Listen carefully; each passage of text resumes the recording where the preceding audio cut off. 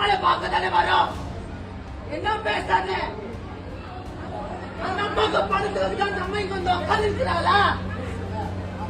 கொஞ்சமே கண்ணு இல்லையா? கல்லு மனசுக்காரங்களா?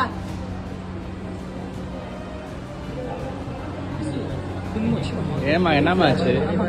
என்ன காசு கொடுங்க, 500 ரூபாய் கொடுங்க, 200 ரூபாய் கொடுங்க, சாமியை கும்பிட விடுறேன். அந்த அம்மா வந்து என்னத்துக்கு இருக்கிறது, கூலி கொடுக்கறது இல்லையா உங்களுக்கு எல்லாம்? போன மாசமும் வந்து 2000 கொடுத்து போய் உள்ள பாத்துட்டு இருந்தோம் சாமியை. நம்ம எங்கே பார்த்தாலும் காசு கொடுங்குறாங்க. 50 கொடு, 100 கொடு, 500 கொடுத்தினா நீ உள்ளே போகலாம், 100 கொடுத்தினா வெளியில் பக்கத்தில் நின்று பார்க்கலாம் அப்படின்றாங்க. எல்லா கோவில்லையுமே இருந்தாலும் இந்த கோவிலில் ரொம்பவுமே அட்டகாசம் பண்ணுறாங்க. தயவுசெய்து அறநிலைத்துறை அமைச்சருக்கும் முதலமைச்சருக்கும் படுற வரைக்கும் ஷேர் பண்ணுங்கள்.